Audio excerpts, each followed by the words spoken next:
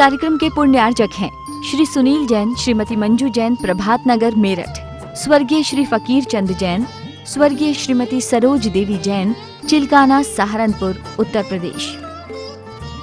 स्वर्गीय श्री घीसूलाल जी पाटनी, श्रीमती इंदू जी जैन, पायल जी जैन, हर्ष जैन, यामिनी जैन, अजमेर, राजस्थान।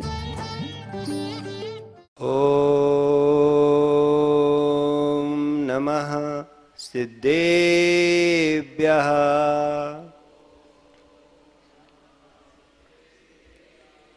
ओम नमः सिद्धेभ्यः।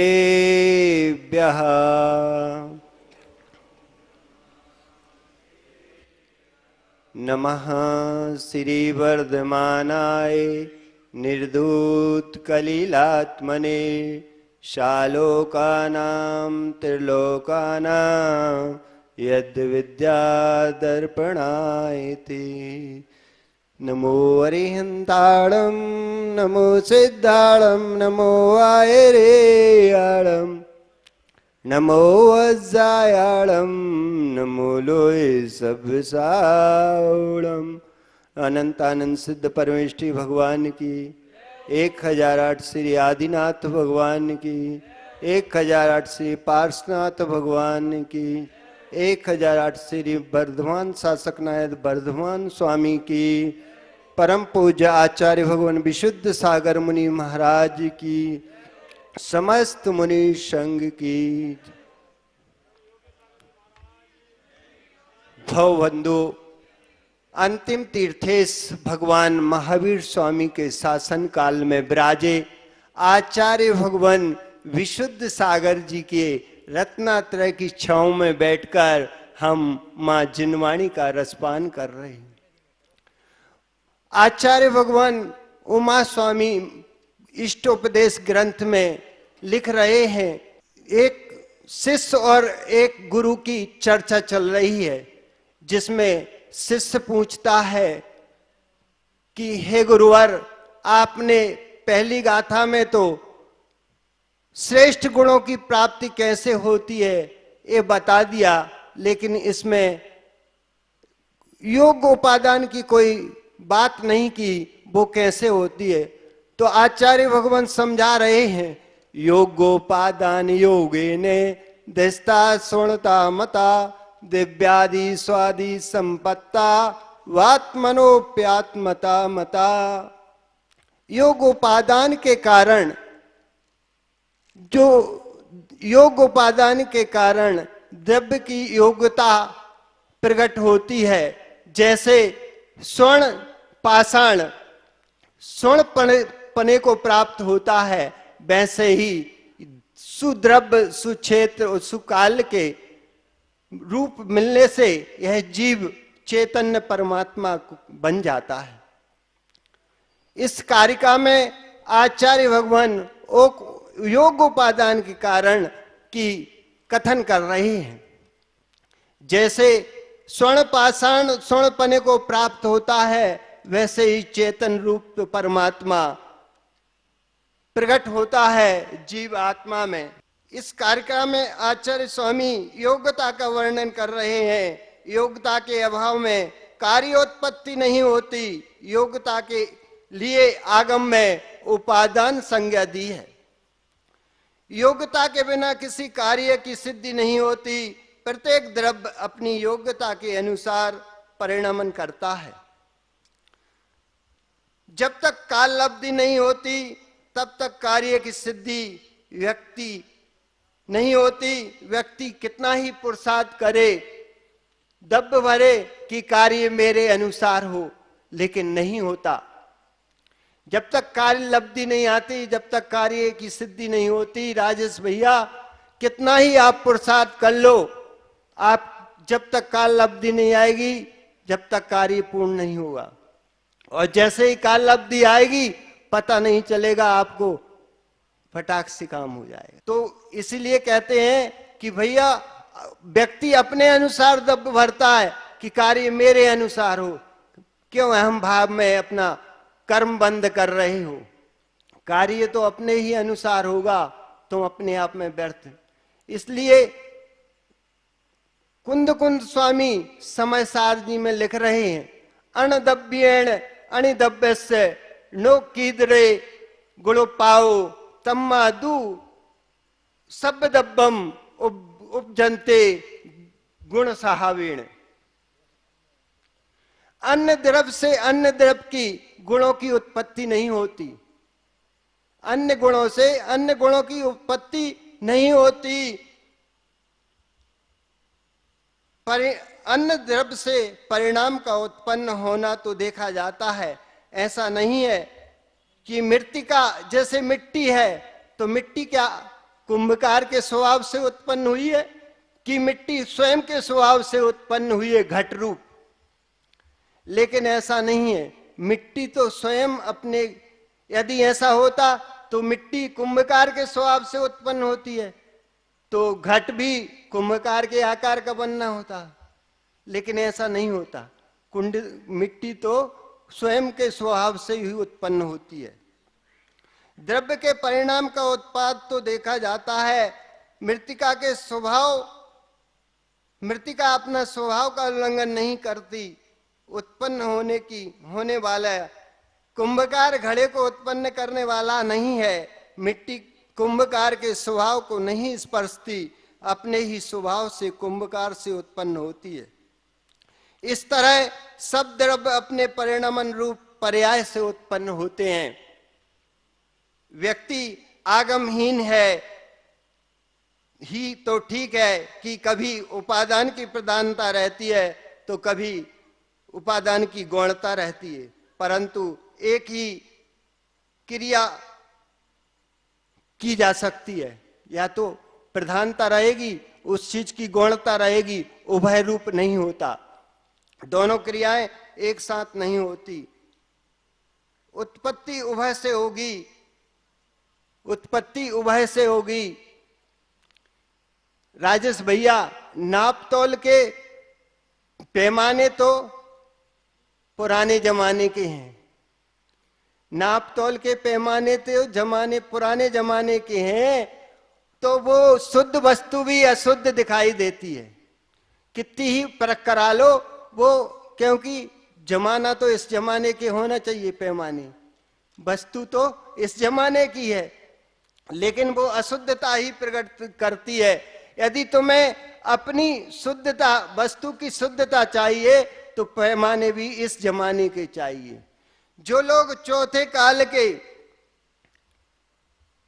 के नियम पंचम काल में अपनाते हैं, जो लोग चौथे काल के नियम पंचम काल में अपनाते हैं, अच्छे अच्छे चर्यावानों के भी उनमें अवगुण नजर आते हैं, चर्यावानों में भी अवगुण नजर आते हैं। इस काल के नियम इस काल में अपनाओ, इस काल के नियम अपने इस काल में अपनाओ। श्रद्धा के धनी तुम भी विवेकवान बन जाओ और धर्म गुरु विशुद्ध सागर जी के शरण में आकर तुम भी नेक इंसान बन जाओ।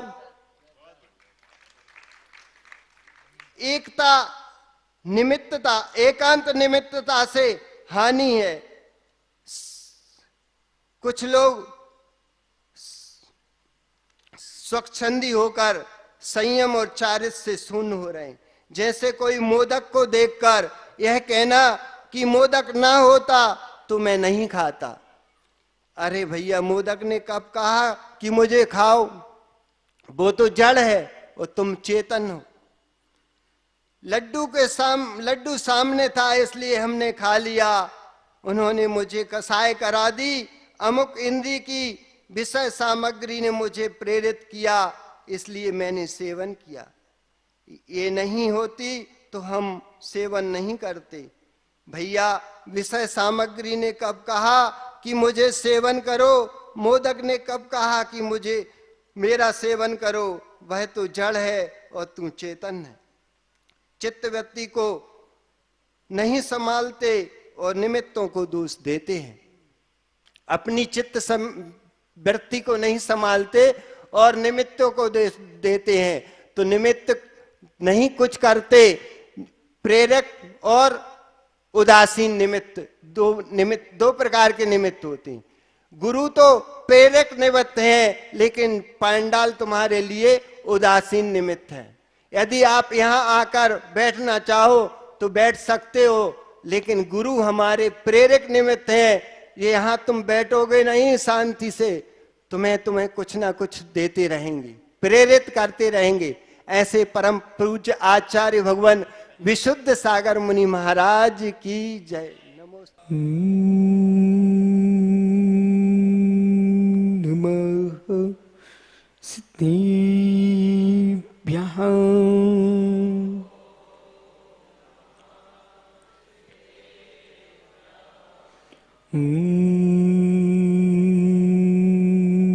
नमः सिद्धिभ्यः।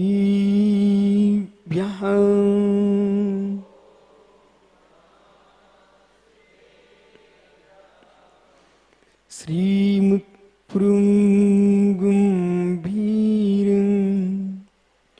स्याद्मामुग्लाञ्छिनं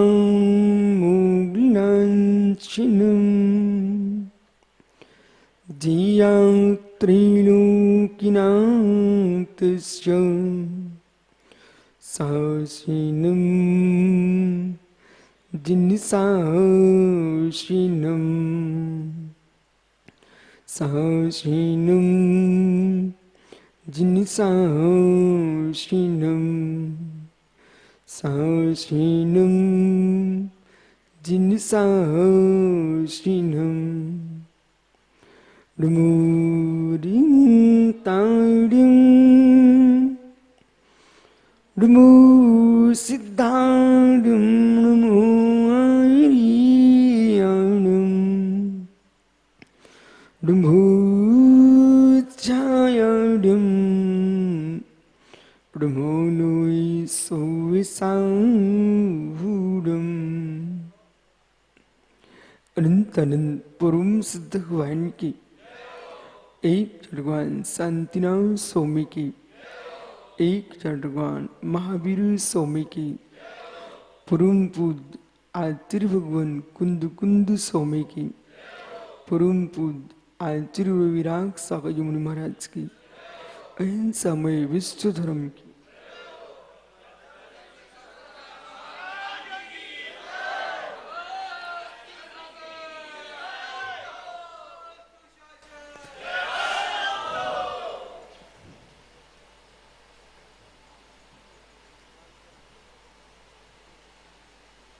बंधु, अंतिम तीर्थ और दमाई स्वामी के शासन में हम से विराजते हैं। तीर्थंकर जिनेन्द्र की पीयूष देशना जिनेन्द्र वाड़ी मनीष्यों जगत कल्याणी है। ये सर्वज्ञ शासन नमो सुशासन जयवंतो जयवंतो वीतराग श्रवण संस्कृति। भगवत अरहत परमेश्वर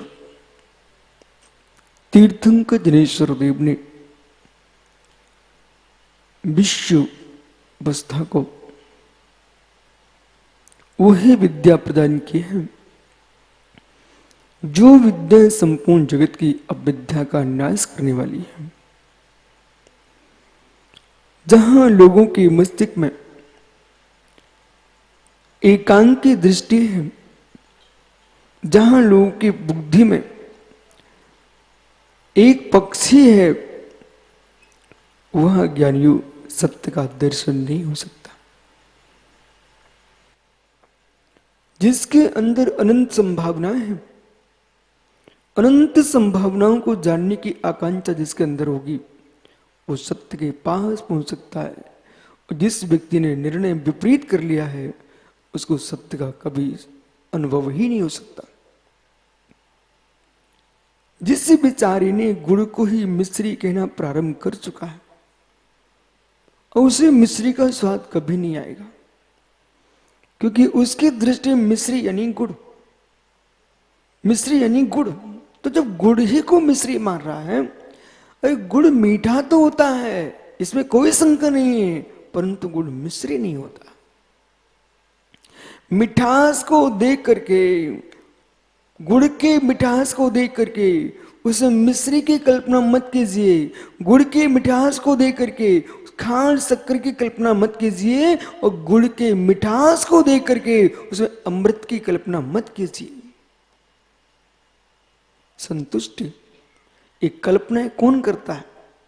नीरज, जिसके अंदर सामर्थ्य नहीं। कल्पनाएं कौन करता है? आगे बढ़ना नहीं चाहता है। कल्पना कौन करता है? पुरुषार्थहीन, समर्थहीन। दो शब्द अलग अलग हैं। पुरुषार्थहीन, समर्थहीन। एक वे लोग हैं जो समर्थहीन है, एक वे लोग हैं पुरुषार्थहीन है। जैसे जैसे बंध्या स्त्री संतान को जन्म देने में पुरुषार्थहीन नहीं है, समर्थहीन है। बांझ स्त्री संतान को जन्म देने के लिए समर्थहीन है। मित्र, जैसे गाय के सींगों से दूध निकालना समर्थहीन, समर्थ ही नहीं है, असंभव है। पर गाय के थनों में लवाला दूध भरा हुआ है, अब प्रमादी बैठा हुआ है। कब गाय लगाऊं, कब दूध निकालूं, कब गाय लगाऊं, कब दूध निकालूं। इतने में बछड़े ने रस्सी तोड़ी और पूरा दूध मां का पीकर चला गया, और आप तब तक देखते ही रहे और दूध समाप्त। ये कौन था? ये कौन था? पुरुषार्थहीन। देश में, विश्व में दो प्रकार के लोग हैं, एक समर्थहीन है, एक पुरुषार्थहीन है। दोनों के काम नहीं बनते। समर्थहीन फिर भी ठीक है, उसके पास शक्ति नहीं है, लेकिन पुरुषार्थहीन प्रमादी है। और जो समर्थहीन है, पुरुषार्थहीन है। समर्थहीन है, पुरुषार्थहीन है। ज्ञानियों, कोई उत्कृष्ट कार्य का विचार करो, श्रेष्ठ कार्य का विचार करो, तो ध्यान रखना, अहिंसा ग्रुप ऐसे व्यक्ति के पास सलाह लेने मत जाना जो पुरुषार्थहीन हो और समर्थहीन हो। सलाह भी लेने जाओ तो पुरुषार्थवान के पास जाना, समर्थवान के पास जाना। यानी किसी के पड़ोस भी रहना चाहो तो समर्थवान और पुरुषार्थवान के पास रहना। कोई दीक्षा के परिणाम हो तो समर्थवान और पुरुषार्थवान के पास जाना।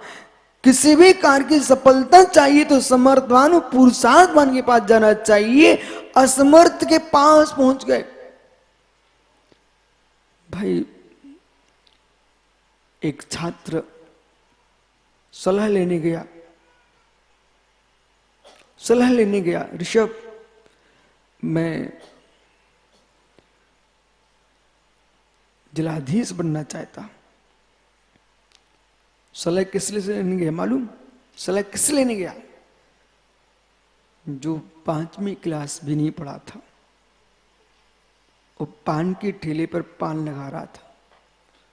उससे पूछने पहुंचे वो, मैं कलेक्टर बनना चाहता हूं, जिलाधीश पढ़ाई करना चाहता। अरे भाई, तू कैसी बात कर रहा है? तू गरीब का बच्चा, ये संभव है क्या? 2 क्लासें पास करना कठिन है, कितनी पढ़ाई करना पड़ती है, कितना पैसा लगता है। बस बेटा, तुम गलत स्थान पर पहुंचे। उसके अंदर सामर्थ्य नहीं थी पढ़ने की, योग्यता नहीं थी, उसे तुम सलाह लेने पहुंच गए। एक समर्थवान था पर प्रमादी था। सोनी के बच्चे ने पूछा, मैं विदेश जाना चाहता। अब मुख्य औरंगाबाद, बोले विदेश जाना चाहते। ऐसे पुरुषार्थहीन के पास पहुंचा बालक जो अपने कमरे के बाहर नहीं निकलना चाहता, प्रमादी, 12 बजे सो के जगने वाला। उससे पूछा, मैं विदेश जाकर पढ़ाई करने जा रहा हूं। पागल, देखा मैं कितना सुरक्षित रहता हूं, कमरे के बाहर नहीं निकलता हूं। बाहर कितने विमान चलते हैं, वाहन चलते हैं, कितने प्रकार के लोग रहते हैं, काम क्या मालूम कैसे लोग मिलेंगे, कैसा जीवन जिएंगे, बचेंगे नहीं बचेंगे। मतलब जो व्यक्ति इतना डरपोक है, भयभीत है, अपने कमरे के बाहर नहीं निकलता। भयभीत होकर के आप कुछ भी नहीं कर सकते हो। 24 घंटे तुमने विचार किया कि घर के बाहर निकलूंगा तो क्या मालूम सुरक्षित रहूंगा कि नहीं रहूंगा। मित्र, सुरक्षित असुरक्षित ये अलग विषय है, विवेक पूर्वक करो, लेकिन घर से नहीं निकलोगे, विश्वास रखना कुछ भी नहीं कर पाओगे। धनी बनना है तो घर से निकलना पड़ेगा, धनी बनना है तो घर से निकलना पड़ेगा, दानी बनना है तो जेब से निकालना पड़ेगा, और ज्ञानी बनना है तो मेरे मित्र विदेश जाना पड़ेगा। बिना विचरण किए धन नहीं मिलता, व्यवसाय किए बिना, और बिना मेरे मित्र जेब खाली किए बिना दान नहीं होता है, और बिना पुरुषार्थ किए विद्वान नहीं बनता है। ज्ञानी बनना है तो समर्थवान के पास जाना, ज्ञानी बनना है प्रिय पुरुषार्थवान के पास जाना। मालूम बेटा क्या हुआ? सुब्रत सागर एक शिष्य जाता प्रियस जी के पास, बोले गुरुजी गुरुजी गुरुजी। बोले बस बोल क्या है? मैं जानना चाहता हूं स्वर्ग क्या है, नरक क्या है। ओ बेटे, तू क्या जानना चाहता है? जो सामने उसे देख। क्या स्वर्ग क्या नरक होता है? कुछ नहीं होता। ऐसे असमर्थ व्यक्ति को गुरु बना लिया जिसने दो गति का ही नाश कर दिया। वो कह रहा था किसने देखा स्वर्ग, किसने देखा नरक। इसका मतलब हुआ कि अब तुम्हारा प्रियस गुरु केवली नहीं है, प्रियस गुरु सर्वज्ञ नहीं है, क्योंकि उसको दिखता ही नहीं है आगे पीछे का। ये वर्तमान को देखने वाला क्षणिकवादी है मित्र। और परिणाम ही निकला कि शिष्यों को डांट के बिठाल दिया कि बेटा जो सामने वही सत्य है, प्रत्यक्ष प्रमाण, प्रत्यक्ष प्रमाण। पर प्रियस गुरु जी, इसमें तुम्हारा कौन सा पाप पड़ जाता? थोड़ा मान कसाय को कम कर लेते, मार्दव धर्म लेके आते, अपने चेलों से कहते बेटा इसे हम जानते नहीं, इसे हम जानते नहीं। मालूम प्रियस देश का, विश्व का विनाश कैसे होता है। अब आपकी प्रसिद्धि बन गई गुरु के नाम से, प्रियस विश्व गुरु। आजकल टीवी का जमाना है, मोबाइल का जमाना है, 2 अक्षर का ज्ञान नहीं है, 2 अक्षर का ज्ञान नहीं है, और देश के विश्व के गुरु। टीवी पे पीछे बैनर लगाओ एक बढ़िया, और 4 से अपने लोग बिठा लो, अपने लोग बिठा लो, उनकी प्रशंसा प्रारंभ हो जाए। आप पड़ोस में कोई जाने न जाने है, लेकिन विश्व का गुरु बन के आ जाएगा। ओ विश्व गुरु, बैनर के विश्व गुरु बन के आना सरल है, बैनर के विश्व गुरु बन के आना सरल है, लेकिन बोध के विश्व गुरु बनना कठिन है। भगवान तीर्थंकर ऋषभ देव से महावीर स्वामी पर्यंत ये बैनरों के विश्व गुरु नहीं है, ये विश्व को जाननहारे विश्व गुरु है।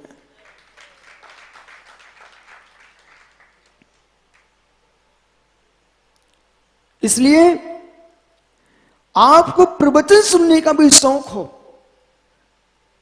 बालक को समझने का शौक है, ऐसे स्थान पर पहुंचना जहां पर उस विषय के समर्थ ज्ञाता हो। जो समर्थ ज्ञाता नहीं है, बीच में तो मालूम सुब्रत से एक सिद्धांत लागू हो चुके थे। अब जैन न्याय ग्रंथ ध्रुव हैं, जैन न्याय ग्रंथ ध्रुव हैं, लोगों ने ग्रंथों को उठाना ही बंद कर दिया।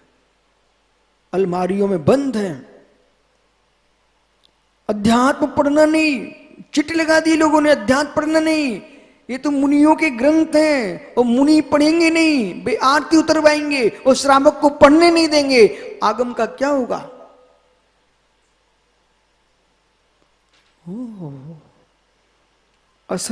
असमर्थवान प्रिय मित्र, इधर देख, जब भी हिरास होगा असमर्थवानों से होगा। देश में आपको मालूम, इतिहास पढ़ो, इतिहास की पुस्तकें आपने स्कूल में पढ़ी होंगी। इस भारत पर मित्र बड़े बड़े सम्राट हुए हैं। खारवेल भी जैन सम्राट हुआ, चंद्रगुप्त अंतिम सम्राट जिसने जैनेश्वरी दीक्षा लिए, भरत चक्रवर्ती जिनके नाम पर देश का नाम भारत है, लाखों करोड़ जैन सम्राट इस भारत की भूमि पर राज्य किए हैं। पूरा दक्षिण भारत जैन सम्राटों से भरा हुआ है। उत्तर भारत यानी यू संपूर्ण तीर्थंकरों के पिता कोई भिखारी नहीं थे, छत्री थे, सम्राट थे। शांत कुंत, अरे 3 तीर्थंकर भारत की भूमि के चक्रवर्ती थे। ये जेडीयू की भूमि है, परंतु वर्तमान के इतिहास में जाओगे, मित्र, कभी मराठों ने राज्य किया तो कभी पुर्तगाल आ गए, यवन आ गए, आंग्ल के लोग आ गए, मित्र फ्रांस के लोग आए, बहुत सारे लोगों ने आकर के राज्य किया और सबका हिरास हुआ। हिरास का कारण क्या है? बालक कैलाश विश्व परिवार की संपत्ति, उनका वैभव, शेखर भैया आगरा, सुधीर भैया मेरी बात को ध्यान से सुनना। आपकी संपत्ति, आपका प्रभाव पिताओं के अंदर और राजाओं के अंदर, गुरुओं के अंदर 3 लोगों का ध्यान रखो।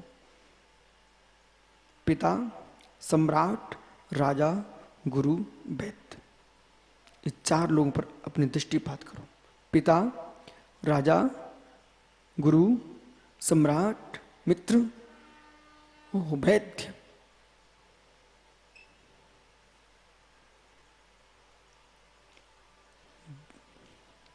मात्र जीना नहीं सीखना चाहिए, प्रभुत्व नहीं सीखना चाहिए, प्रभुत्व ही नहीं सीखना चाहिए, प्रभुत्व बना के भी जाना चाहिए।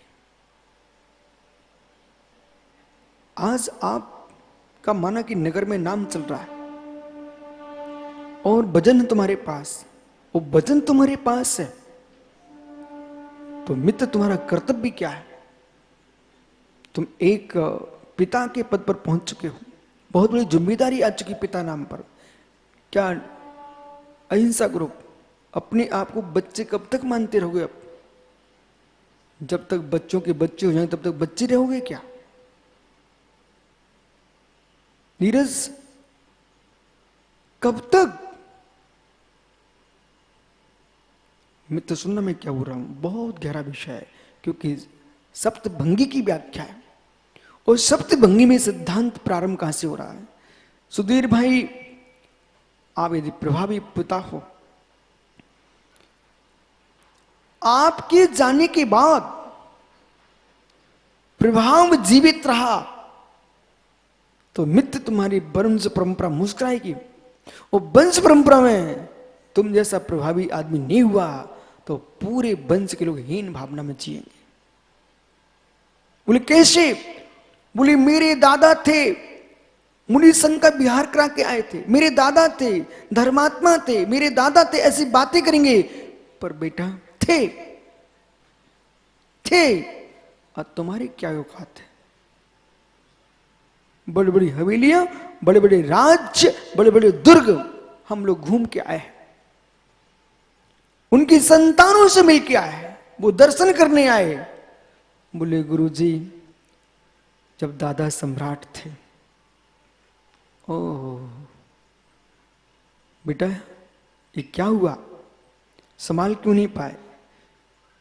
दिल्ली की सीट पर सुब्रत सांग जी, ऐसा घमसान हुआ पिता पुत्र भाई भाई के बीच में। और घर का घमसान दूसरे को राज दिलाता है। अपनी डायरी पर नोट कर लो रारा जी, घर का घमसान दूसरे को राज दिलाता है। ओह, जब जब आप आपस में 13-20 के विकल्प में घमसान कर लीजिए, श्वेतांबर दिगंबर के नाम पर घमसान कर लीजिए, सोमवार देव के नाम घमसान कर लीजिए, नियम से बीच में कोई दूसरा व्यक्ति आएगा और तीसरा जो आकर के वो तुम दोनों के बीच का लाभ उठाएगा। करो घमसान। ये तो पति पत्नी के बीच में झगड़ा कर लीजिए आप,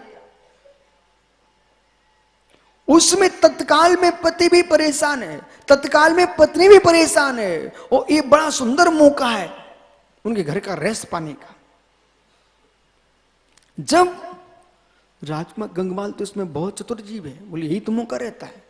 जब पति पत्नी में झगड़ा चल रहा हो राजकुमार भैया, उसमें इतना सुंदर मौका रहता है उनके घर का रहस्य पकड़ने के लिए। क्यों? पत्नी के पास अपनी पत्नी भेज देना, उसके पति के पास आप पहुंच जाना, और बड़े प्रेम से दुलार से उसको खाना भी खिलाना, अपने घर से लेके जाना। वो देखेगा आत्मीयता है, तो पति के अंदर जितनी भड़ास होगी वो सब आपको बता देगा, और पत्नी के अंदर जितनी भड़ास होगी सब वो आपकी देवी को बता देगा। मालूम चला तुम दोनों ने मिलकर पूरा समाचार ले लिया, उसके घर का समझ में इनके घर में कुछ नहीं है, दोनों के अंदर में कुछ खोखले हैं, खोखले, कुछ नहीं बचा तुम्हारे पास, खोखलापन है। कदाचित घर में 1-2 मिनट की तू मैं हो भी जाए, मित्र तुरंत पड़ोसी को मत बुलाना, तुरंत पड़ोसी को मत बुलाना। कौन से पक्ष का, कौन से वंश का, कौन से कुल का, कौन से धर्म का कैसा व्यक्ति है, और तुमने अपने घर के विसंवाद में उसको प्रवेश दिला दिया। किसी की हिम्मत नहीं है किसी घर में पैर रखने की, विश्वास मानिए हर आदमी दूसरे घर में पैर रखने को डरता है, लेकिन आप बुलाओगे तो अब तुम झेलो।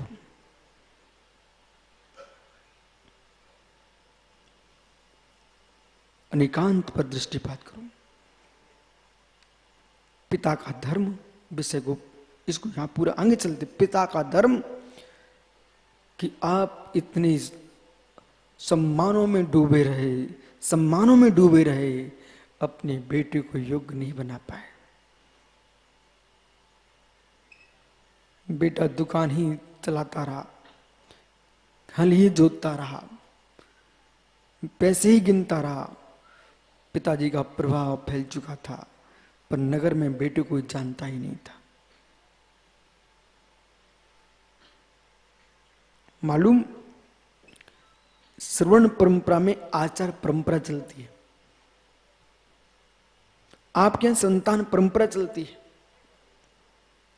तो संतान परंपरा का मतलब कि मैं बेटे को जन्म दूं, मेरे पिता ने मुझे जन्म दिया तो मेरी संतान परंपरा चलती रहेगी। ऐसी संतान परंपरा तो पशु पक्षियों की भी चलती है, बराबर है कि नहीं? ऐसी संतान परंपरा गंगमाल जी पशु पक्षियों की भी चलती है, वनस्पति की चलती है। एक वृक्ष उगता है, वो उसके अंदर फूल आते हैं, बीज आते हैं, वो वृक्ष समाप्त हो जाता है, जमीन पे गिरते दाने, अगला वृक्ष तैयार हो जाता है। संतान परंपरा वनस्पति भी चल रही है। संतान परंपरा को बढ़ाना ये बहुत बड़ी बात नहीं है, साधु परंपरा को बढ़ाना। संतान परंपरा को बढ़ाना कोई बड़ी बात नहीं है, गुड़ी परंपरा को बढ़ाना।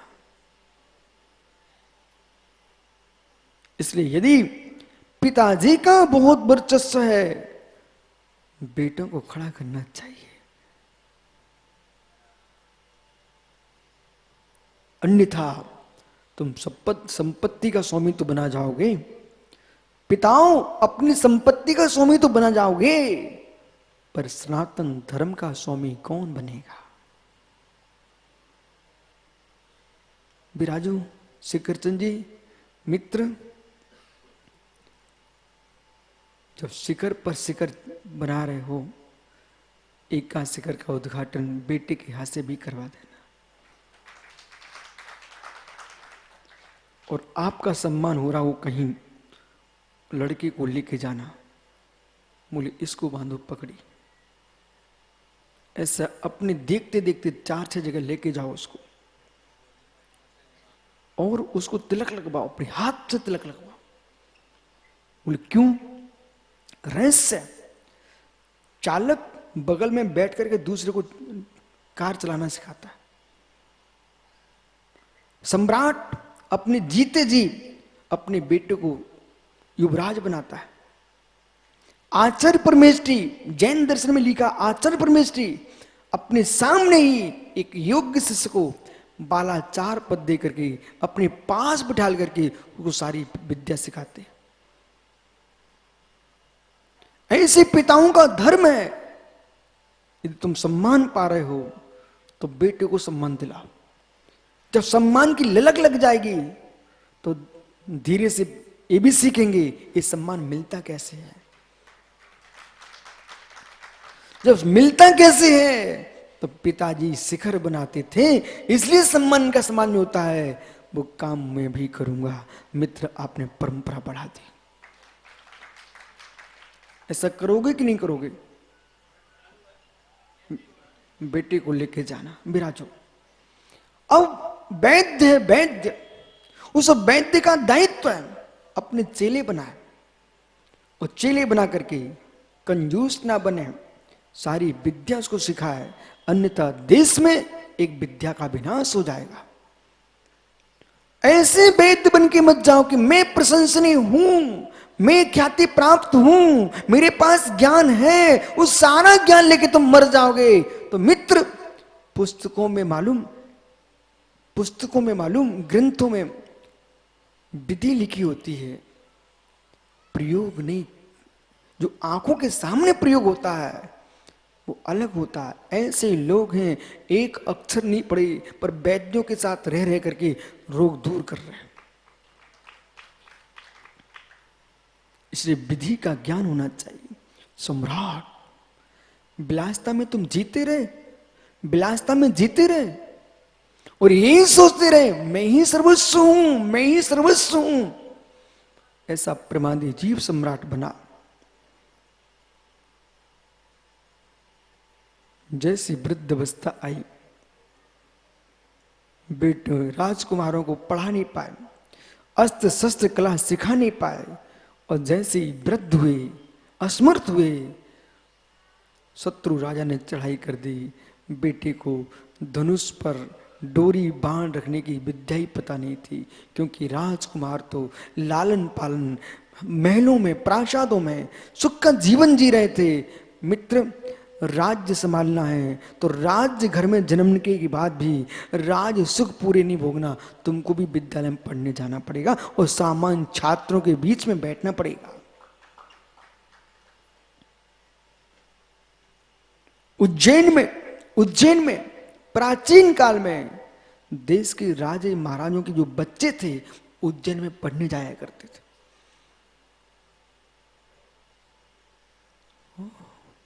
मालूम, एक एक बात समझ में क्या बोलूं आपसे, सारे पिताओं को समझ में आ रहा है कि नहीं आ रहा है?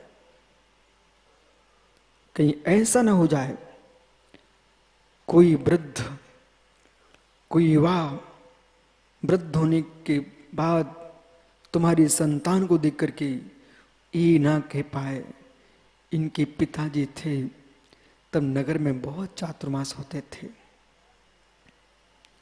इनके पिताजी थे पूरी बस्ती में, गली गली में नमोस्तु नमोस्तु गुंजयमान होता था। अब कोई भागीरथ ही नहीं बचा, बरसों से कोई साधु के चरण नहीं पड़े। मित्र, ये शब्द तुम्हारे बेटों के सामने आया तो तुम क्या देखे गए?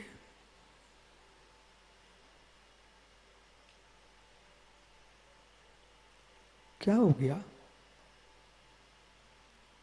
कुछ हो गया तो शांत क्यों?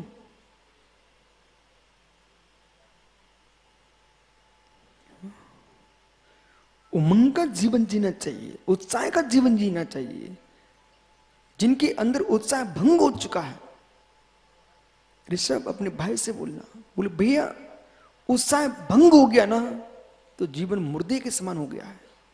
जीवन में संकट विषमताएं कितनी आए, संकट संकट पे आते रहे, पर मेरे उत्साह पर संकट नहीं आने दूंगा। लोग तुमको तंगी करने आए, मुमुक्षु गंगवाल इंदौर, मुमुक्षु गंगवाल दुर्ग, अपू लोग संकट देने आए, वे इसलिए देने आए हैं इसकी बुद्धि नष्ट हो जाए। परंतु तुम कहना मित्र, हमने बादलों को तड़कते भी देखा है, बादलों को तड़कते देखा, गड़गड़ाहट देखी है, मूसलाधार गिरते देखा है, पर अपने कमरे के अंदर खिड़की से देखा है। मूसलाधार पानी गिरा, बाढ़ें आ गई, पर हम सूखे ही थे। बोले क्यों? हम अपने घर के अंदर थे। ऐसे कितनी संकटों की बाढ़ें आए, कितनी विपत्तियों की गड़गड़ाहट हो, कितनी बिजली तड़के, हम धैर्य के कमरे में बैठेंगे, हम धैर्य के कमरे में बैठेंगे। मित्र, बादलों की आयु लंबी नहीं है, वे मौसम के हैं। इसके बाद ठंडी आने वाली है। ये मौसम है, ये मौसम बदल जाएगा और जैसे ही बादल बंद होगा हम पुनः आकाश में घूमते मिलेंगे।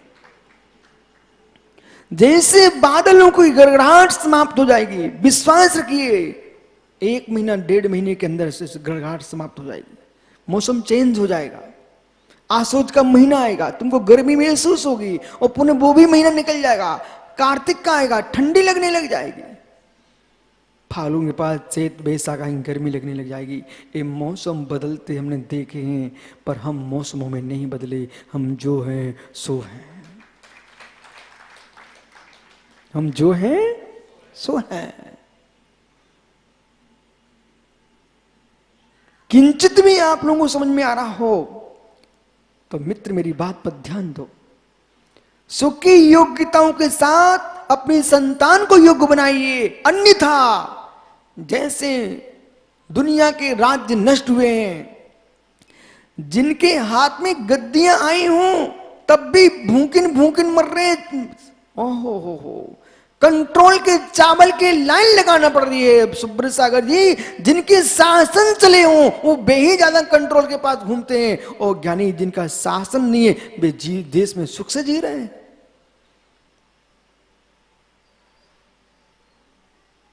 पुण्य के काल में सत्ता पाकर के योग्यता नहीं पा पाए, पुण्य के काल में सत्ता पाकर के योग्यता नहीं पा पाए, उनका नाश होता है।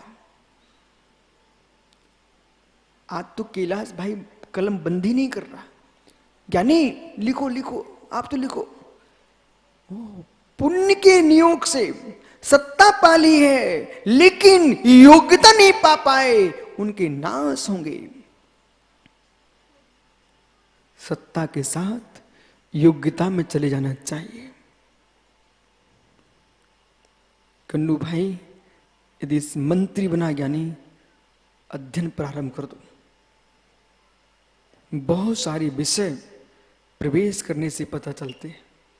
अभी तक आपको अपना कक्ष दिखता था, अपना बेटियां दिखती थी, पत्नी दिखती थी, पिता भाई दिखते थे। आज से आपको समाज दिखने लगी है। वजन आया, भार आया, विश्वास मान। मैं भी संघ में था, मुझे मात्र 2 आदमी दिखते थे।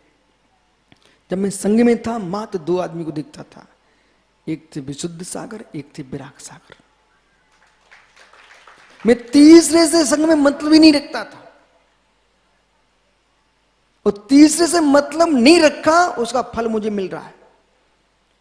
जब तक गुरु के पास रहो, तीसरे से मतलब मत रखो तो योग्यताएं आएंगी, और गुरु के साथ हम दूसरे से मिलना चाहते हैं, योग्यताएं चली जाएंगी। छौसम कैसे यशोधर सागर जी?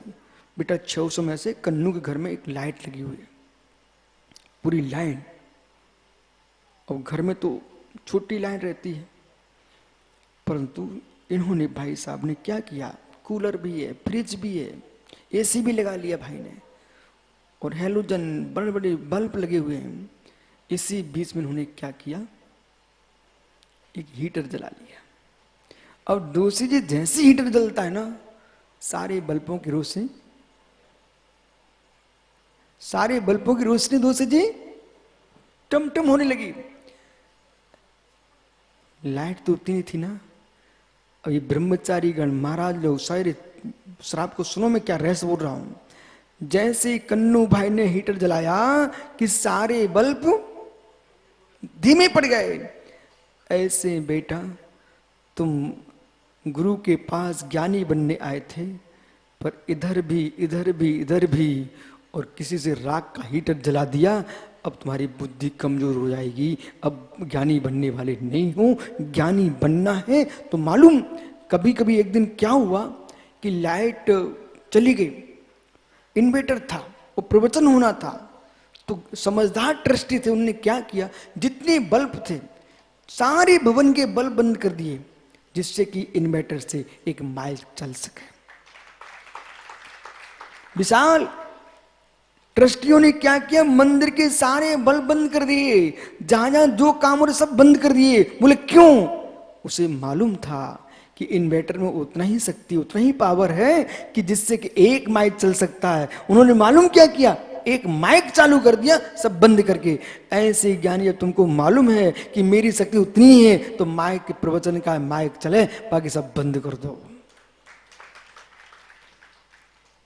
अब रवि चाहता है कि मैं हार्दिक से भी मित्र बन के रहूं, मनु से भी मित्रता करके रहूं, जगदीश से, सती से भी मित्र। अरे सारे लोगों से तुम मित्रता करने जाओगे, शक्ति उतनी है, समय उतना ही है, कुछ नहीं कर पाओगे। विराजो ज्ञानी, योग्यता, योग्यता। हीटर जलाओगे तो 100% बल्ब कमजोर होते हैं। देखा क्या आपने? आप लोग करते हो, मैं गे बनाता हूं मात्र, आप विकल्प मत करो। नहीं तो यतीन सागर के पिताजी के मन में आ रहा है कि महाराज जी क्या हीटर चलाया था क्या? मित्र नहीं चलाया, विश्वास मान। लेकिन एक व्यक्ति को हीटर चलाते देखा मैंने, उसे पूरी लाइट कमजोर पड़ गई।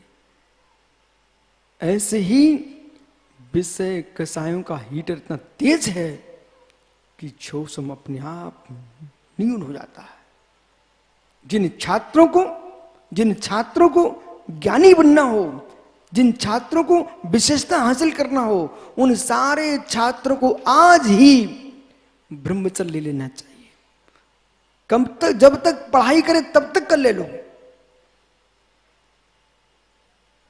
बेटा यहां नहीं देखोगे तो बुद्धि में मात्र ज्ञान बढ़ेगा, और यहां झांकोगे फिर कहोगे पिताजी नंबर अच्छे नहीं आए।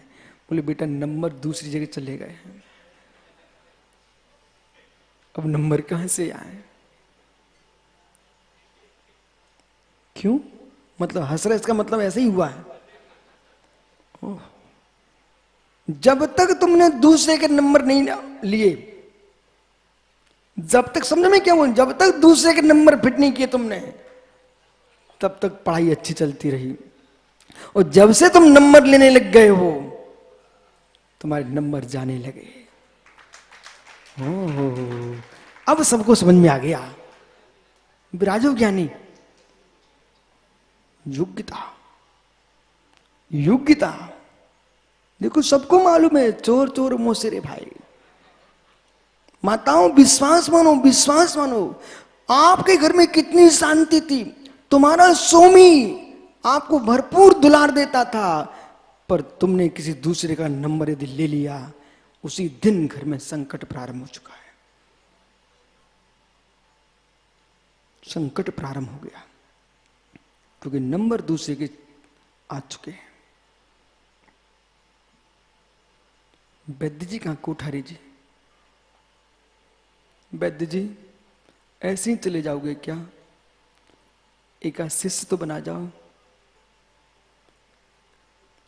एक सुशील वैद्य जयपुर में, उन्होंने अपनी सैकड़ों शिष्य बना दिए। अब वो तो नहीं रहे पर उनके शिष्य काम कर रहे हैं।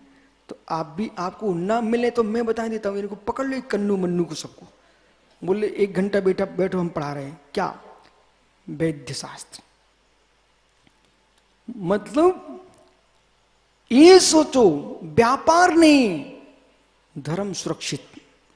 कोई आज धर्मात्मा यहां अस्वस्थ हो गया, आपने तुरंत उसकी नाड़ी देख के ठीक कर दिया, और धर्म ध्यान में लग गया। और मित्र 25 वर्ष का बालक मरने वाला था, आपने उसको जीवित रख लिया, 100 साल तक जिया, तो 75 साल तक जिन धर्म की प्रभावना करेगा कि नहीं करेगा। ये स्यादबाद प्रकरण चल रहा है, उसमें आपको अस्ति नास्ति लगाते इसमें इतना विशेष ध्यान रखना पड़ेगा। इसलिए वैद्य जी आज निर्णय कर लो, मैं अपनी विद्या दूसरे को दूंगा। प्रियेश, यदि ये विद्या देना चाहे आप ले सकते हो क्या, तो खड़े हो जाओ। बेटा समय पूछ लेना, और 5 मिनट तुम उनके पास, 5 मिनट मात्र, चाहे मंदिर में बैठ के समझ लेना। आप घर में उनके नहीं जाना, वो भी बुलाए तो चले जाना, और नहीं तो मंदिर में आकर के, दोनों, कोई के घर नहीं जाना, बे आपके घर नहीं, आप उनके घर नहीं, मंदिर की देहरी पे बैठ करके, वैद्य जी इन बच्चों को जरूर कुछ सिखा के जाओ। पक्का?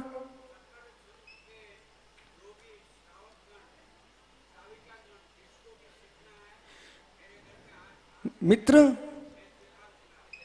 और यदि आपको, सुनो, शरीर की चिकित्सा सीखना तो उनके पास चले जाना, वो आत्मा के रोग ठीक करना हो तो मेरे पास आ जाना। आप सबको पूरी छूट। पर माताएं आरका माता के पास जाएंगी। ये मात्र पुरुषों का कॉलेज है, जानियो। लेकिन मार्ग दोनों को बता दिया हमने। शरीर की चिकित्सा सीखना तो कोठारी के घर चले जाना, और जन्म जरा मृत्यु का क्षय करने की विद्या सीखना है। मैं विश्वास रखो, बिल्कुल कंजूसी नहीं करूंगा, आपको पूरा ज्ञान दे दूंगा। विराजो, योग्यता, योग्यता आपके स्वयं के पास है, तो वैद्य अपने विद्या दे के जाए, पिता अपनी योग्यता बच्चों को सिखा के जाए। सम्राट विलासता का जीवन न जिए, अपना सुख ही ना देखे, देश की समृद्धि देखना है, और कुल परंपरा को समृद्ध देखना है, तो अपने संतान को दुलार ही ना दे, पुचकारता ही ना रहे, विद्या भी दे। प्रकाश भैया खड़े हो जाओ, कैसा लगता आपको? देखो टोपी वाले दादा को, दिखते सीधे साधे हैं, देख रहे हैं आप, पर बिल्कुल भी सीधे नहीं है। 2 बेटों को मुनि बना दिया इनने।